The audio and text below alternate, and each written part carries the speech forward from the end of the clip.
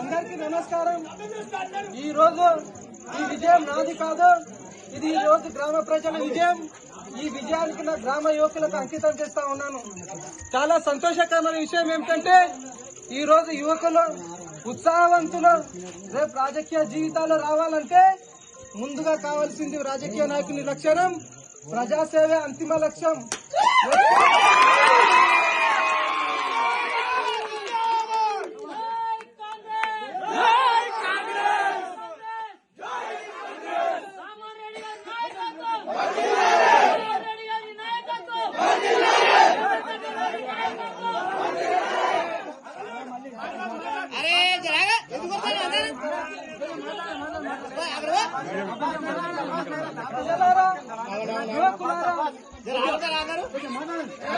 యువకులారా, ఒక్క విషయం ఆలోచించాల్సిన విషయం ఏంటంటే ప్రజలు ఎప్పుడు కూడా నీతిగా నిజాయితీగా ఎప్పుడైతే మనం పనిచేస్తామో మన కష్టాన్ని ప్రజలు ఖచ్చితంగా గుర్తిస్తారు.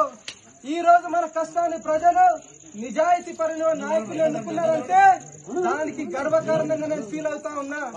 నా దగ్గర ఉన్న ఏకైక లక్ష్యం ఎప్పుడైనా ప్రజా సేవకి నా జీవితం అంకితం చేయాలని ఒక లక్ష్యంతో పనిచేసిన ఆ లక్ష్యానికి ఈ రోజు ప్రతిఫలం ఈ రోజు ఈ గెలుపు మీలో వచ్చింది. మీ గెలుపు ఈ నా ఒక్కరి గెలుపు కాదు. ఈ గెలుపులో ప్రతి ఒక్క పార్టీ, ప్రతి ఒక్క కార్యకర్త, ప్రతి ఒక్క వ్యక్తి కృషి ఉంది. ఇది ఒక వ్యక్తిగత కృషి కాదు. దీంట్లో మీరందరూ కూడా ఉన్నారు. పార్టీలకు అతీతంగా ఈ రోజు నన్ను ఎన్నుకోవడం జరిగింది. యువకులారా, ఒక్కసారి ఆలోచన చేయండి. పరిగి నియోజకవర్గంలో ఇదొక చరిత్ర. ఈ చరిత్రను ఎవ్వడు కూడా చెరపలేడు. 40 ఏళ్ల గ్రామ పంచాయతీ చిగ్రాలపల్లి చరిత్రలో అతి తక్కువ చిన్న వయసులో సర్పంచ్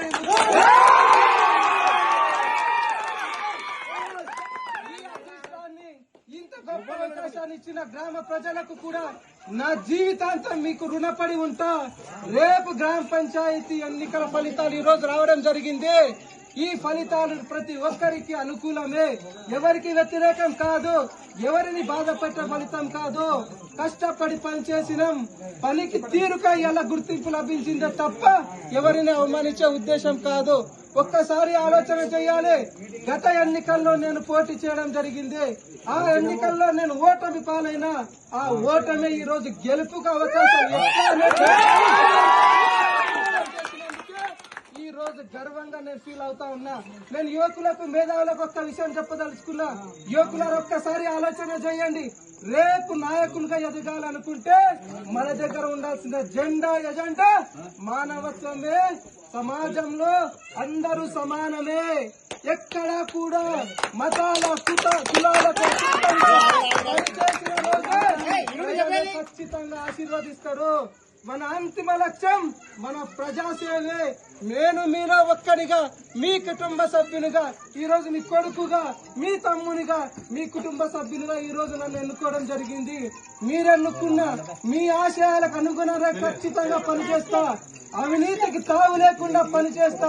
అక్రమార్గాలకు ఎక్కడ అవకాశం లేకుండా పనిచేస్తా. మీ రుణం నేను నా జీవిత కాలంలో మీకు రుణపడి ఉంటా. కాబట్టి ఖచ్చితంగా అందరూ సమన్వయంతో పనిచేసుకోవాలి. అందరూ కలిసిమెలిసి పనిచేసుకోవాలి. ప్రజాస్వామ్య దేశం, ఇందులో లౌకిక దేశం. కుల మత వర్గాలన్నీ కూడా ఇందులో విలీనమే. అందరం సమానమైన భావన ప్రతి ఒక్కరిలో కలగాలి. ఈ రోజు ప్రజాస్వామ్య భారతదేశంలో ఈ విజయం మన కులాలకు మతాలకు అతీతంగా కష్టపడితే ఖచ్చితంగా ప్రజలు ఆశీర్వదిస్తారన్న ఒక విషయాన్ని ప్రతి ఒక్కరు గుర్తించుకోవాలి. నాపై చేసిన ప్రతి ఆరోపణ నేను మర్చిపోయినా. ఎందుకంటే రాజకీయాల్లో ఆరోపణ ప్రత్యాపరణలో సహజము. అది ఎన్నికల వరకే. ఎక్కడ కూడా ఎవ్వరు మనసులో పెట్టుకోవద్దు. దీని ఇంతకే సమర గీతం పాడాల్సిందే.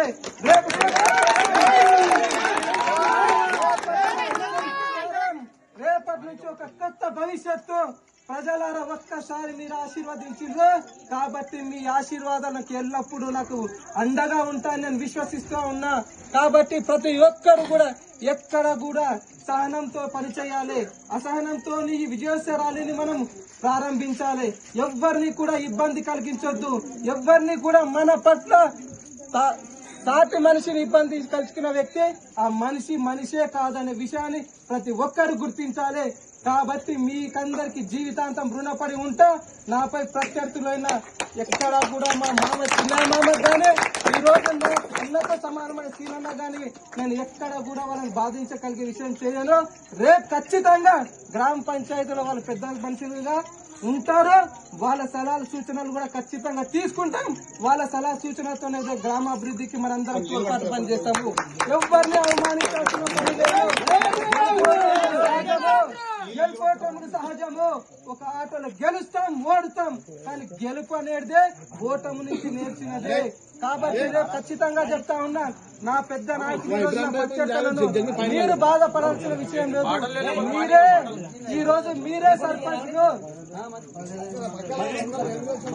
ఈ రోజు మీరే సర్పంచ్లు అన్నా. మీరెక్కడ బాధపడకండి. మీరు ఓటమి పాలనేందుకు బాధపడాల్సిన అవసరం లేదు. మీకు ఆ స్థానాన్ని నేను ఖచ్చితంగా ఇస్తా. నేను ఎక్కడ మిమ్మల్ని అవమానపరచను. మీ సలహా సూచనలు ఉంటా. నేను రాజకీయ వ్యూహాల్లో కొంతమంది నుంచి నేను దూరంగా ఉండవలసిన విషయం ఖచ్చితమే.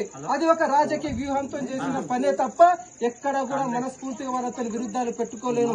ఒకవేళ నా నుంచి ఏదైనా తప్పు జరిగితే ఆ తప్పుని మీ అందరి సమక్షంలో వాళ్ళందరి నుంచి నేను క్షమాపణ కోరుతున్నా. నా నుంచి ఏదైనా తప్పుగా మాట్లాడినా, ఏదైనా నా నుంచి తప్పు జరిగినా పెద్దలు దయచేసి నన్ను మన్నించండి. నన్ను ఆశీర్వదించిన ప్రజలను మీరు కూడా నన్ను ఆశీర్వదించండి.